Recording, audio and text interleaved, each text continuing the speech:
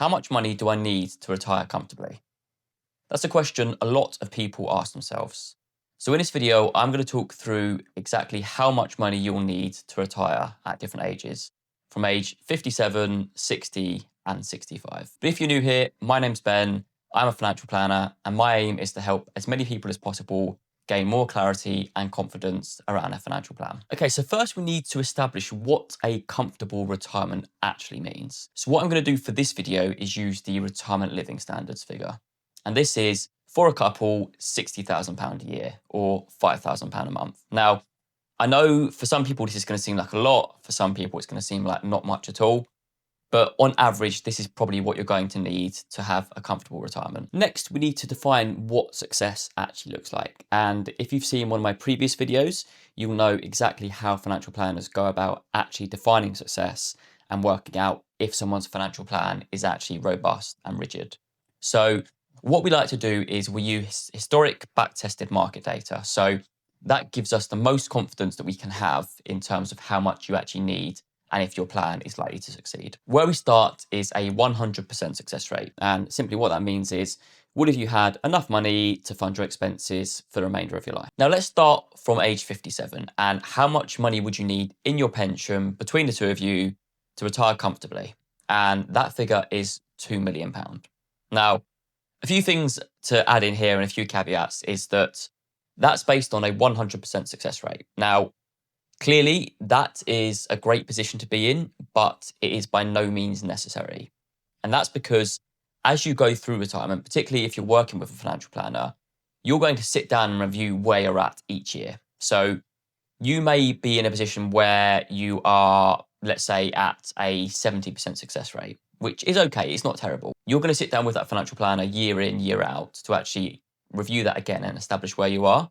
So aiming for a 100% success rate from the day you retire, I don't think is necessary. So if we move on to something that is a bit more pragmatic and realistic, and that is a 90% success rate. And that's really, I suppose, the gold standard that we look for as financial planners. And that's because in 9 out of 10 scenarios, it means that that plan is going to be successful. So if we adjust that 90%, what does that mean in terms of the pot size you need? So at age 57, that reduces the pot size from 2 million to 1.5 million. So you can see that the massive impact that that has. So, we're not moving the percentage much here. We're going from 100% to 90%, but the actual pot size you need has reduced by £500,000. Now, the next layer to factor in is your state pension, because clearly, for most people, this is going to form the foundation of their expenses in retirement. Now, evidently, this doesn't come into payment until you're age 67 currently. So if you are looking to retire at age 57, there is a 10-year gap there before you get that.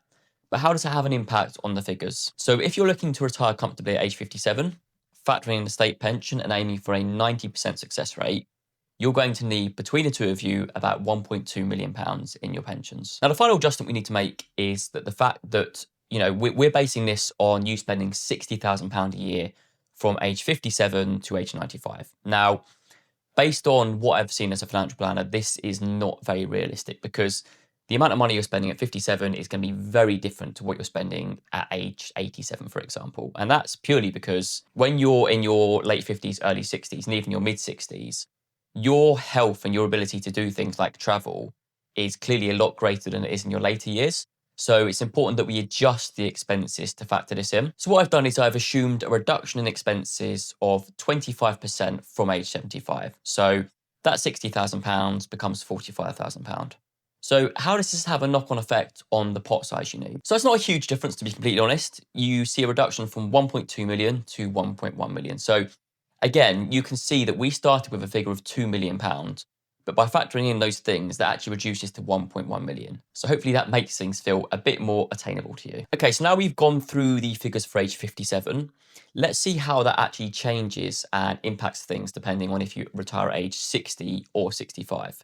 Now, I must admit, when I was going through these, I thought there would be a bigger difference than there actually is. So if you're looking to retire at age 60, to achieve a comfortable level of retirement and have that 90% success rate, factoring in the state pension and the reduced expenses from 75, you're going to need a combined pot of just under £1 million, so about £950,000. So you can see here that even though you're retiring 3 years later, the pot size only comes down by about £100,000. So I think the point I would make is that you retiring 3 years earlier isn't going to require that much more in terms of savings. So what I'm going to do in a future video is actually talk about how that impacts the amount you need to save each month, because clearly not only have you got to save £100,000 more to retire earlier, but you've also got 3 less years in which to do that. So I think showing you the monthly savings required is probably going to be quite a useful thing to, I suppose, give you some real context as to how much more you actually need to be saving each month to retire early. Now, finally, age 65. And this is a much bigger difference from 57 to 60 compared to 60 to 65. And the biggest reason, purely and simply, is because if you're retiring at 65, you've only got 2 years to, I suppose, fund your lifestyle until the state pension comes in. Now, if both of you have got the state pension, you're looking at somewhere around £24,000 per year combined. So again, using that comfortable level of retirement lifestyle of 60,000, the state pension is going to cover not quite half of that, but about 2/5. So about 40% of that is going to be from your state pension. So if you're looking to retire at age 65, you're going to need a combined pot of about £725,000. Now, clearly the big thing to say with all of this is the fact that these pot sizes are a combination of both of yours. So we're not saying you need £725,000 each. It is a combination of the two. Now, whether there's more in one and less in the other is not going to make a huge amount of difference. It will make a slight difference, but using these as a kind of a ballpark is going to get you very close to that 90% success rate. Now, the caveat I made with the previous video is applicable here too, and that's the fact that we've not factored in things like long-term care, medical expenses and government changes that may or may not happen later down the line. With the first two of those, in terms of the long-term care and the medical expenses, these are things that you can kind of, you can plan for them as and when they come and throughout retirement. So you don't necessarily need to be planning for them from the minute you retire. I mean, you need to keep an eye on them and you need to have an idea of the sorts of costs you could be expecting. But when it comes to long-term care, the point I made previously still stands, which is if you've got significant money in your property, so, you've built up a substantial amount of equity in that, the chances are when you come to go to long-term care, you're probably going to sell that property. So for most people, their property is going to be the biggest source of funding for their long-term care. Now, you might be thinking £60,000 a year sounds like a lot of money. And to be honest with you, for most people it is. It probably is more than is necessary. So what I would suggest you do instead is check out the video here where I talk through the amount you need based on your monthly expenses. So this ranges from £2,000 a month to £5,000 a month. But anyway, I hope you got some value from the video. I hope you enjoyed it. If you did, please do subscribe because it really would mean a lot to me. And hopefully I'll see you in the next video.